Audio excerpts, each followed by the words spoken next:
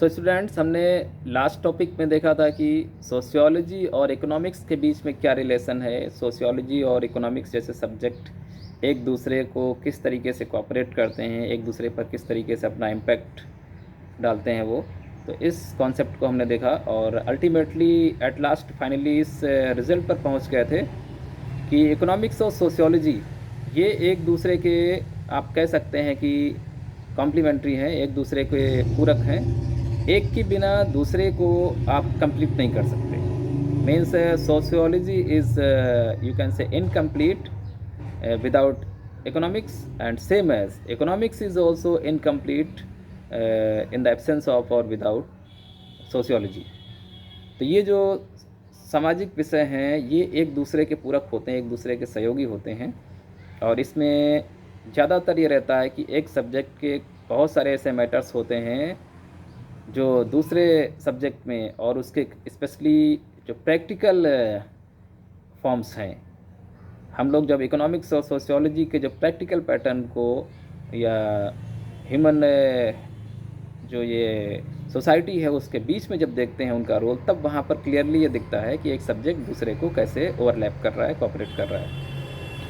आज हम लोग नेक्स्ट टॉपिक लेंगे, उसमें सोशियोलॉजी का हम लोग हिस्ट्री के साथ में रिलेशन देखेंगे, the relation between sociology and history. So as you know that history contains itself a large number of the matters and subjects. There is the history of the economy, there is the history of changement, it is the geographical or physical changement. There is also the history of the sociology, there is also the history of politics or the political revolution or political reform, and as well as each and every sector and each and every object or each and every living being and human also which is present on the earth, everybody have its history। कहने का मतलब ये है कि दुनिया में, संसार में जो कुछ भी दिख रहा है, जो भी मौजूद है, चाहे वो किसी वस्तु के फॉर्म में हो, व्यक्ति के फॉर्म में, किसी आप प्राकृतिक चीज़ को भी देख सकते हैं, या किसी तरीके का कोई ह्यूमन बीइंग से जुड़ा हुआ कोई सोशल या पॉलिटिकल मैटर है, तो इन सब का एक ना एक इतिहास है, उसके पीछे एक बहुत लंबी जर्नी छिपी हुई है, आपको पता है। इसीलिए कहा जाता है, if you want to know the present then you must have to read the history. आप किसी का भी अगर इतिहास जानना चाहते हैं, आप किसी को भी अगर वर्तमान में जानना चाहते हैं, तो आपको उसके इतिहास को समझना होगा, पढ़ना होगा। तो ये ऑब्वियसली है कि हर चीज़ का जो भी आज का प्रेजेंट फॉर्म है, चाहे मेरा हो, आपका हो, इस पूरी दुनिया का हो, इस देश भारत का हो, आप इस किसी भी चीज़ को ले लीजिए। ये सामने मैं जिस मोबाइल से वीडियो बना रहा हूँ, इस मोबाइल और इसके जितने भी फंक्शनिंग है, इनका भी एक इतिहास है, हिस्ट्री है। ये डायरेक्टली, ऑटोमेटिकली और एक ही दिन में अपने इस फॉर्म में नहीं आ गया है, इसके पीछे एक बहुत लंबा इतिहास छुपा हुआ है, बहुत लंबी जर्नी है। तो सीधी सी बात है, हिस्ट्री का स्कोप तो और भी बहुत लार्ज है, हर चीज़ का इतिहास होता है। तो same as sociology itself also have its history. Sociology has not automatically generated and not instance generated, it has taken the path of evolution, means the slow changement or slow growth. But the concept of the sociological aspects and matters were generated about to 1000 or 2000 years ago in the mind of some scholars and some thinkers, but these were taken the form of as the subject of sociology in this late 19th century, and in 20th century the sociology became a very popular and common subject in the universities, colleges, and worldwide countries. Same as during the study of sociology, history play a major and big role, because all the sociological matters and problems which are looking in the current time, It is clear that there may be some historical fact or some history behind that problems and that activities. वर्तमान में जो भी सामाजिक समस्या है या जो भी सामाजिक मुद्दा है, मामला है, मैटर है, उसको समझने के लिए हमें उसके इतिहास को, उसके पास्ट को जानना पड़ता है। जब हम किसी भी मुद्दे को लेते हैं, आप ले लीजिए, मान लीजिए आप शिक्षा को ले रहे हैं।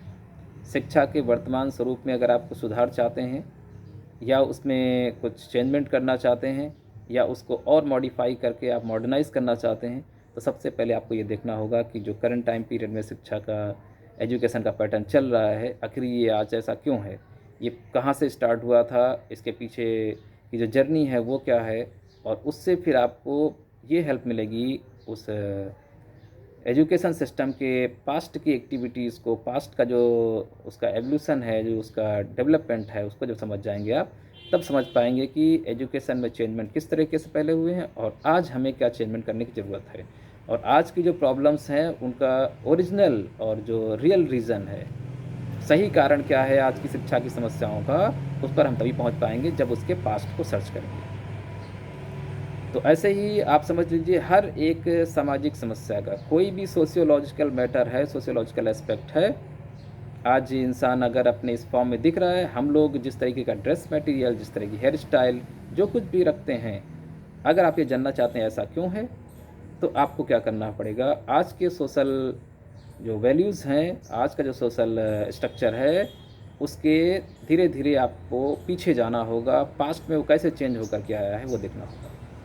आज हम जिस तरीके के क्लॉथ मटेरियल, जिस तरह के शूज़, हेयर स्टाइल है, आज से आप 50 साल 100 साल पहले की बात करेंगे, जब ब्रिटिश इंडिया का टाइम था, तो उस समय जो भारतीय लोग थे वो इस तरह का पहनावा नहीं पहनते थे, आपको पता है।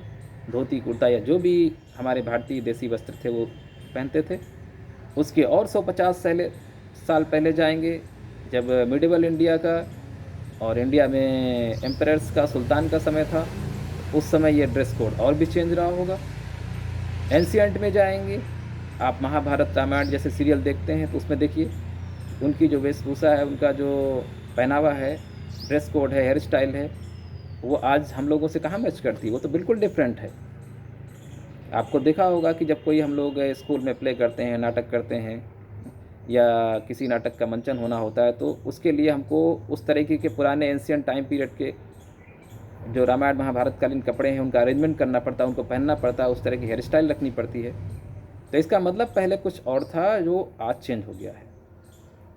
तो आज हम इस स्टेज में पहुँचे हैं, आज के जो सोशल वैल्यूज़ हैं, स्टैंडर्ड्स हैं या जो भी कल्चरल वैल्यूज़ हैं, उनको समझने के लिए आपको क्या करना होगा, हिस्ट्री की हेल्प लेनी होगी, इतिहास में पीछे जाना पड़ेगा। इतिहास आपको बताएगा कि आज हम जो भी हैं, जैसे भी हैं, वो कैसे हैं और किस तरीके से इस यात्रा को पूरी करके यहाँ तक पहुँचे हैं। तो आपने देखा कि किस तरीके से हिस्ट्री और सोशियोलॉजी एक दूसरे के कॉम्प्लीमेंट्री हैं, एक दूसरे को किस तरीके से वो सहयोग कर रहे हैं, एक के बिना दूसरे को समझना बहुत मुश्किल है।